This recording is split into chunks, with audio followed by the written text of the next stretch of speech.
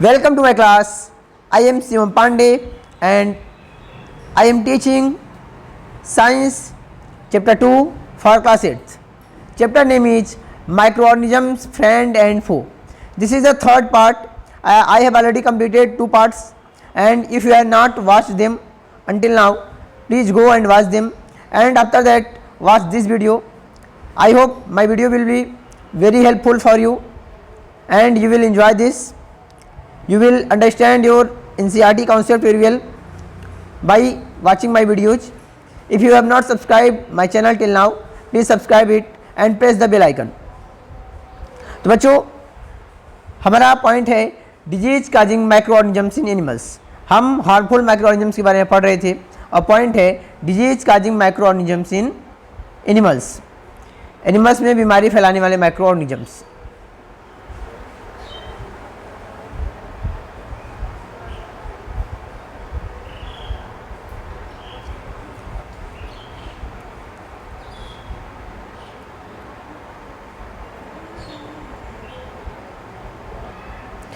Several microorganisms not only cause disease in humans and plants. अनेकों microorganisms हैं, ठीक है, बहुत सारे हैं जो केवल मनुष्य और पौधों में नहीं बल्कि but also in other animals, दूसरे एनिमल्स को भी बीमार करते हैं. मतलब मनुष्य को बीमार करते हैं, प्लांट्स को बीमार करते हैं और दूसरे जो एनिमल्स हैं cow, dog, buffalo, cat, insects, birds, सबको बीमार करने वाले माइक्रोऑर्गेनिजम्स होते हैं. फॉर एग्जाम्पल एंथ्रैक्स एक बीमारी का नाम है. Is a dangerous human and cattle disease caused by bacterium. यह ह्यूमंस को भी होता है और कैटल्स को भी होता है, यानी हमारी गाय भैंस जो हैं उनको ये बीमारी होती है. फूट एंड माउथ डिजीज यह एक बीमारी है. Of cattle is caused by a virus. एक वायरस की वजह से होता है. फूट एंड माउथ डिजीज को देहात की भाषा में ना, जो गाँव होते हैं वहाँ पर बोलते हैं खुरपका या मुँह पका. तो जहाँ पर उनके पैर में, ठीक है, इन्फ्लेमेशन हो जाता है, इन्फेक्शन हो जाता है और काफ़ी दर्द होता है. यहाँ पे एक पॉइंट है, इसको देख रहे हैं ना, इसको रॉबर्ट कोच 1876 में रॉबर्ट कोच ने एक बैक्टीरिया की खोज की जिसको कहते थे बैसिलस एंथ्रेसिस विच काजेज एंथ्रैक्स डिजीज.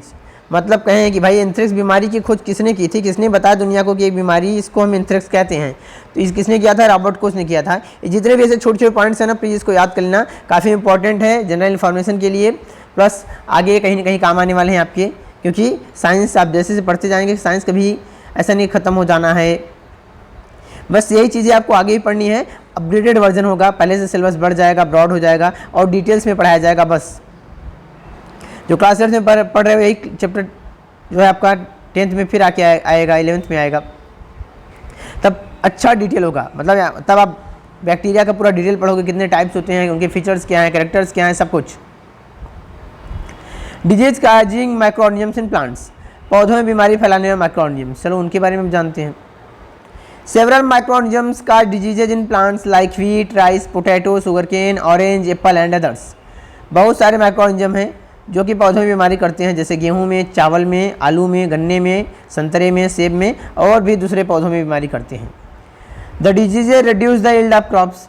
भाई बीमारी होने की वजह से फसल का उत्पादन घट जाता है. टेबल 2.2 को देखिए. For some such plant diseases, ऐसे कुछ पौधों की बीमारियों के लिए, they can be controlled by the, भाई मेडिसिन का इस्तेमाल करके, केमिकल्स का इस्तेमाल करके इन्हें कंट्रोल किया जा सकता है. प्रिवेंशन के द्वारा इन्हें कंट्रोल किया जा सकता है. तो कैसे कंट्रोल होंगे? By use of certain chemicals, बोला ना, कुछ केमिकल का इस्तेमाल करके, विच किल द माइक्रोब्स, जो माइक्रोब्स को मारने की क्षमता रखता है. ऐसे केमिकल्स का इस्तेमाल करेंगे, माइक्रोब्स मर जाएगा और फसल डिस्ट्रॉय होने से बच जाएगी, प्रोडक्शन घटने से बच जाएगा. चलो भाई, पहला बीमारी है साइट्रस कैंकर. बहुत खास बीमारी है, बैक्टीरिया की वजह से होता है. और जो साइट्रस प्लांट्स हैं, खट्टे पौधे, नींबू हो गया, लेमन, ऑरेंजेज, ठीक है, ये जो पूरा जीनस या स्पीसीज के प्लांट्स हैं ना, उसमें ही होता है.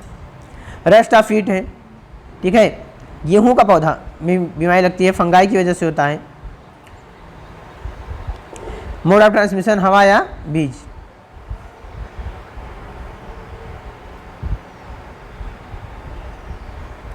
एलोवेन मोजाइक ऑफ भिंडी, भिंडी की बीमारी है एलोवेन मोजाइक ऑफ भिंडी, ठीक है, ओकरा भी इसको कहते हैं. वायरस की वजह से होता है और मोड ऑफ ट्रांसमिशन इंसेक्ट है कि अलग अलग इंसेक्ट आके बैठते हैं, किसी इंसेक्ट की मदद से ये पौधे तक पहुँचता है, फिर पूरे पौधे को बीमार कर देता है। नेक्स्ट पॉइंट आता है फूड पॉइजनिंग। चलो अब थोड़ी स्टोरी पढ़ते हैं। बूझो आज invited by his friend to a party, friend ने एक पार्टी में बुलाया, and he ate a variety of food stuff, बहुत सारी खाने पीने की चीज़ें उसको वहाँ पे थी तो खा लिया। On reaching home he started vomiting, घर पहुँचने पर उल्टी होने लग गई, and to had to be taken to hospital, अस्पताल ले जाना पड़ा। The doctor said that this condition could be due to food poisoning, ऐसी स्थिति फूड पॉइजनिंग के कारण है, मतलब कि जो कुछ भी उसने पार्टी में खाया था, पार्टी में गया वहाँ पे खाना खाया, घर पहुँचे पर उल्टी होने लग गई, हॉस्पिटल गया, डॉक्टर ने कहा कि ये कंडीशन क्या है, फूड पॉइजनिंग है। ठीक, तो हो सकता है कि उसने जो भी खाया पिया था वहाँ पे जितने फूड आइटम्स थे उसमें से कुछ क्या थे, इन्फेक्टेड थे, उनमें मतलब कि समय ज़्यादा बीत चुका था उसको बने और खाना ख़राब होने लग गया था। और जब कोई भी फूड ख़राब होना शुरू हो जाता है तो उसमें कुछ हार्मफुल केमिकल्स फॉर्म हो जाते हैं, जिससे उसका टेस्ट बदल जाता है, टॉक्सिक सब्सटेंसेस बन जाते हैं, जिसको खाने पे आप बीमार हो जाएंगे और उस कंडीशन को फूड पॉइजनिंग कहेंगे। इसलिए गर्मी का मौसम है, बहुत सोच समझ के खाइएगा, सुबह की चीज़ों को शाम को खाने से बचिएगा, या फिर रेफ्रिजरेटर में रखा हुआ है ठीक है उसको चेक करिएगा तो ही खाइएगा, अदरवाइज मत खाइएगा, रिस्क बिल्कुल भी मत लीजिएगा।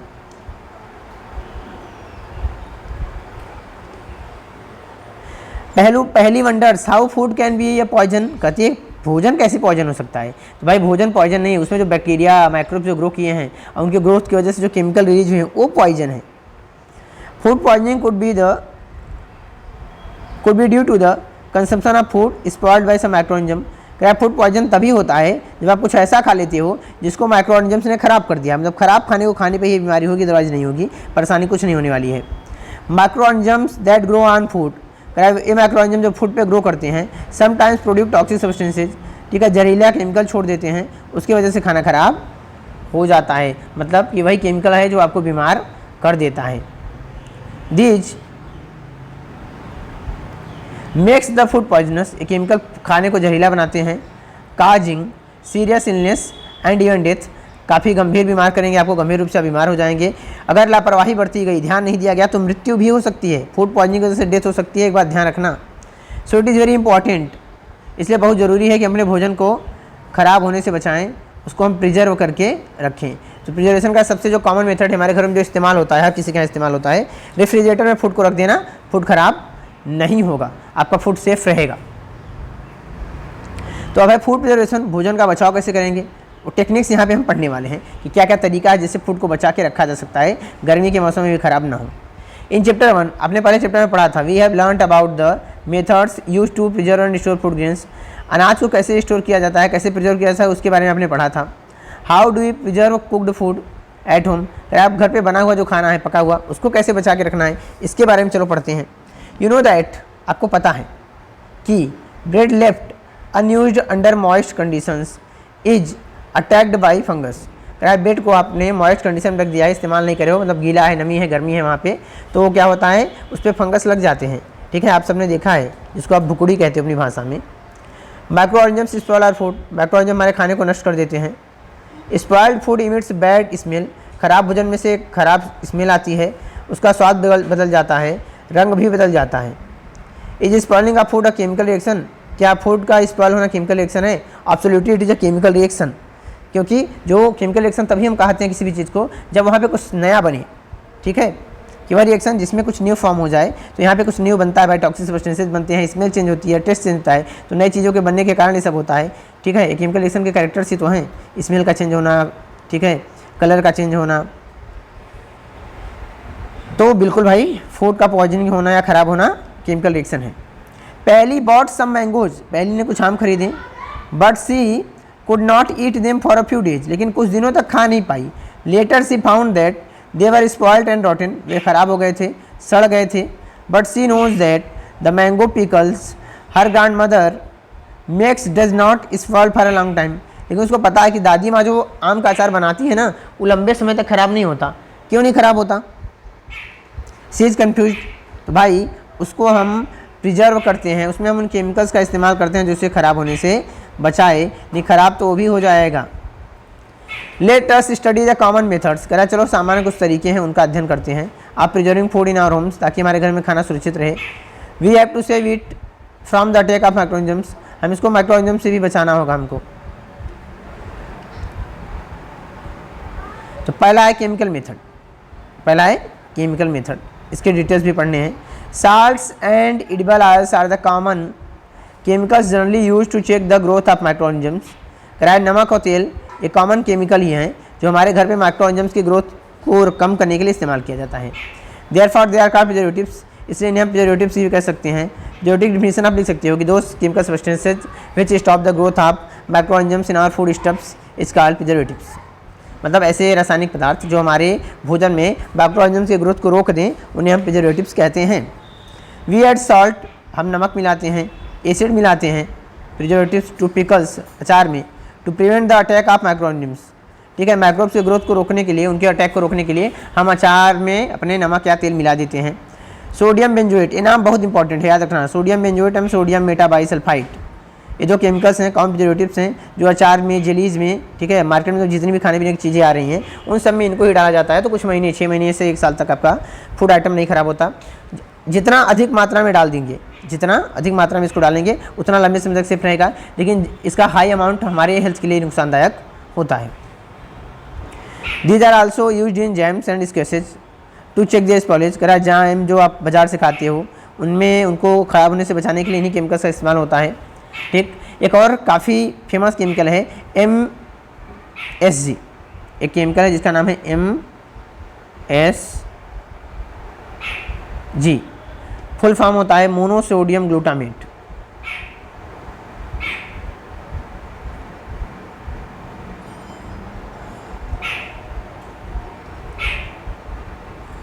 एक ऐसा केमिकल है जो आपके खाने के स्वाद को काफ़ी इन्हेंस करता है, मतलब जो फास्ट फूड होते हैं उनमें इसका इस्तेमाल होता है, लेकिन ये हमारे ब्रेन के लिए काफ़ी ज़्यादा नुकसानदायक होता है। इसकी वजह से ब्रेन की बहुत सारी बीमारियाँ हो सकती हैं। आजकल देखो ब्रेन की बीमारियाँ काफ़ी ज़्यादा प्रचलन में है, मतलब काफ़ी ज़्यादा लोग को हो रही है, काफ़ी लोग सफ़र कर रहे हैं इससे। तो रीज़न है कि आजकल फास्ट फूड बच्चे बहुत ज़्यादा खा रहे हैं और उसकी वजह से इनका जब जो लेवल है ब्लड में बढ़ता है तो ब्रेन की बीमारियाँ होती हैं। तो अपने बच्चों को फास्ट फूड कम खिलाएं क्योंकि उसमें इसी का इस्तेमाल होता है। जो अजीनोमोटो आप देखते हो कि दुकानदार डालता है टेस्ट को बढ़ाने के लिए, वो अजीनोमोटो मोनोसोडियम ग्लूटामेट ही है। तो आप फास्ट फूड घर पे बना के खा लो, क्योंकि आप घर पे इसका इस्तेमाल नहीं करोगे, या बनाते हो तो अगर रखते भी हो तो बिल्कुल इस्तेमाल मत करना, काफ़ी ज़्यादा नुकसानदायक है आपके हेल्थ के लिए। मैगी से आपको जो इतना बढ़िया सा टेस्ट मिलता है ना, वो इसी की देन है, नहीं तो मैगी जो है वो सड़े हुए मैदे से बनाई जाती है। प्रिजर्वेशन बाय कॉमन सॉल्ट, अब कॉमन सॉल्ट के द्वारा भी प्रिजर्वेशन होता है, मतलब फूड को बचा के रखा जाता है। Common salt has been use to preserve meat and fish for ages. करें कॉमन सॉल्ट का इस्तेमाल मछली को और मांस को बचाने के लिए काफ़ी सालों से इस्तेमाल किया जा रहा है। Meat and fish are covered with dry salt, सूखे नमक से इनको ढक दिया जाता है। To check the growth of bacteria, bacteria की ग्रोथ को रोकने के लिए। Salting is also use to preserve amla, raw mangoes, tamarind.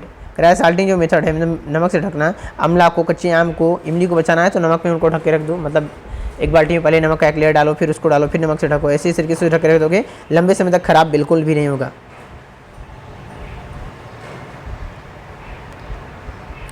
अब है प्रिजर्वेशन बाय शुगर, चीनी का भी इस्तेमाल करके प्रिजर्व किया जाता है।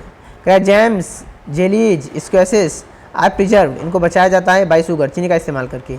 शुगर रिड्यूसेस द मॉइस्चर, ये नमी को कम कर देता है। Which inhibits the growth of bacteria which spoil food, तो बैक्टीरिया, ये बैक्टीरिया जो खाने को ख़राब करते हैं उनके ग्रोथ को शुगर रोक देता है नमी कम करके, इसलिए लंबे समय तक मिठाइयाँ चल जाती हैं, लेकिन सारी नहीं। ठीक है, मतलब गुलाब जामुन हो गया, छेना हो गया, जिनमें खूब ढेर सारा सीरा है, ये ख़राब हो जाएंगी। जो ड्राई हैं वो सही रहेंगे। Preservation by oil and vinegar, तेल और सिरका का इस्तेमाल करके भी प्रिजर्व किया जाता है। Use of oil and vinegar prevents spoilage of pickles because bacteria can not live in such an environment. Vegetables, fruits, fish and meat are often preserve by this method. कराए तेल और सिरका का इस्तेमाल करके आप अचार को बचा लेते हो, क्योंकि बैक्टीरिया जो है एसिडिक इन्वायरमेंट में या ऑयल वाले इन्वायरमेंट में ग्रो नहीं कर पाता, उसको मॉइस्चर चाहिए, वाटर चाहिए, और दोनों ही केसेस में वाटर नहीं मिल पाएगा तो ग्रोथ नहीं हो पाएगी। और जो विनीगर है एसिडिक नेचर का होता है तो बैक्टीरिया की डेथ हो जाती है। कह रहा है कि सब्जी हो गया, फल, मछली, मांस, इनको बचाने के लिए भी इस मेथड का इस्तेमाल अक्सर किया जाता है, लेकिन ज़्यादा जो इस्तेमाल कहाँ हो रहा है, अचारों में। पिकल्स में सबसे ज़्यादा यूज होता है। हीट एंड कोल्ड ट्रीटमेंट्स, गर्म और ठंडा ट्रीटमेंट देके भी, मतलब गर्म करके फिर ठंडा करके भी बचाया जाता है। You must have observed your mother boiling milk before it is stored or used. अगर आप सबने अपनी मम्मी को देखा है कि इस्तेमाल करने से पहले या रखने से पहले मम्मी दूध को उबालती हैं। बॉइलिंग किल्स मिनी माइक्रोऑर्गेनिज्म, उबालने से बहुत सारे माइक्रोऑर्गेनिज्म मर जाते हैं जो उसके अंदर है, मिल्क के अंदर,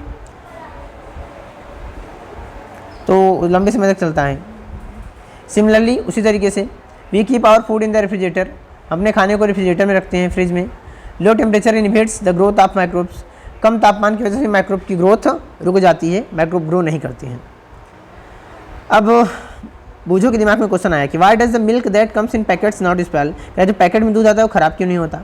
माई mother told me that milk is pasteurise, कहता है मेरी मम्मी ने कहा था कि दूध पास्चुराइज किया गया है। व्हाट इज़ पास्चुराइजेशन, ये पास्चुराइजेशन क्या होता है। तो भाई pasteurised milk can be consumed without boiling as it is free from harmful microbes, कह जो पास्चुराइज मिल्क है बिना उबाले भी इसका इस्तेमाल किया जा सकता है क्योंकि इसमें हार्मफुल माइक्रोब्स नहीं है। The milk is heated to about 70 degree Celsius for 15 to 30 seconds and then suddenly chilled and stored, दूध को 70 डिग्री सेल्सियस टेम्परेचर पे 15 से 30 सेकंड के लिए गर्म किया जाता है और तुरंत फिर ठंडा किया जाता है, एकदम पूरा ठंडा किया जाता है। Buying doing so it prevents the growth of microbes, ऐसा करने से उसके अंदर जो माइक्रोब्स हैं वे उनकी ग्रोथ रुक जाती है। This process was discovered by Louis Pasteur, it is called pasteurisation. इस प्रोसेस की खोज लुइस पास्चर ने की थी, इसको पास्चुराइजेशन कहते हैं। तो आपके दिमाग में कभी बात आया कि भाई 70 डिग्री सेल्सियस तक गर्म कर रहे हैं और फिर ठंडा कर रहे हैं, कैसे माइक्रोब्स की ग्रोथ रुकेगी। तो चलो कहानी बताते हैं। बात ये होती है जितने माइक्रोब्स होते हैं, ठीक है, जब उन्हें वे जहाँ भी रह रहे हैं अगर इन्वायरमेंट अनफेवरेबल होने लगता है, भाई नॉर्मल टेम्परेचर क्या है 25 to 30 डिग्री सेल्सियस,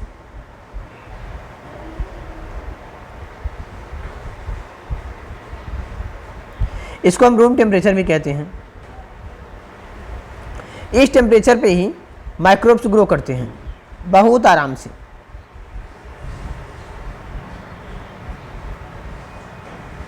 अब टेम्परेचर अगर इससे कम होगा तो भी प्रॉब्लम होगी, ज़्यादा होगा तो भी प्रॉब्लम। अब 70 डिग्री सेल्सियस बहुत ज़्यादा होता है, तो जब आप इतना गर्म करते हो तो खुद को बचाने के लिए माइक्रोब्स क्या करता है, अपने चारों तरफ एक सिस्ट को फॉर्म करता है। तो सिस्ट क्या होता है कि उसको मरने से बचा लेता है, कुछ की डेथ हो जाती है, कुछ बच जाते हैं। फिर उसके बाद फिर से आप तुरंत ठंडा कर देते हो तो सिस्ट को ब्रेक नहीं करता क्योंकि इन्वायरमेंट अभी भी अनफेवरेबल ही बना हुआ है, तो सिस्ट फॉर्म में रह जाता है और आपको नुकसान पहुँचने की जो प्रोसेस है ना वो कम हो जाती है।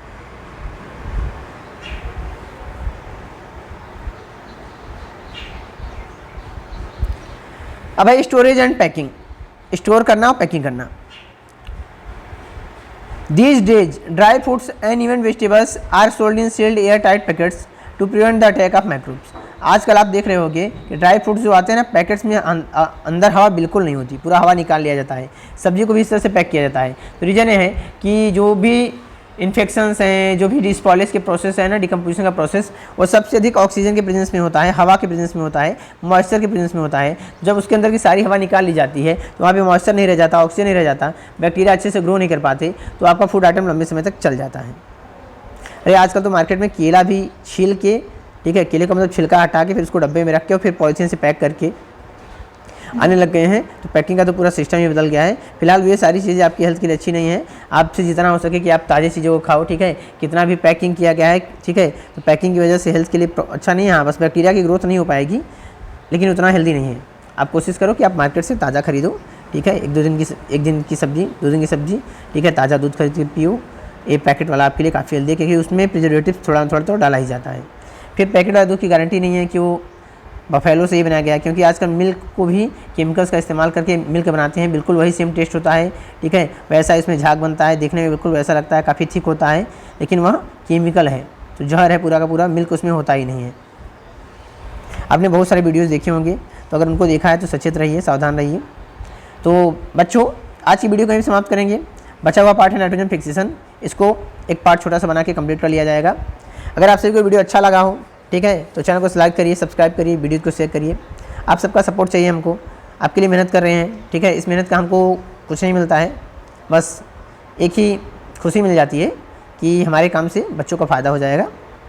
और हम एक टीचर हैं तो इतनी हेल्प तो हम कर ही सकते हैं, क्योंकि लाइफ को चलाने के लिए तो भाई काम करने के लिए पैसे चाहिए, लेकिन हम कुछ चीज़ें हैं जो फ्री में भी लोगों को प्रोवाइड कर सकते हैं, ठीक है, लोगों की भला के लिए काम कर सकते हैं। तो जितना भी हो पा रहा है हम कर रहे हैं, आगे और बेटर करने की कोशिश करेंगे। अपना सपोर्ट करिए, सपोर्ट बनाइए मुझे हमारे तरफ। थैंक्स फॉर वॉचिंग, फिर मिलते हैं अगली वीडियो में।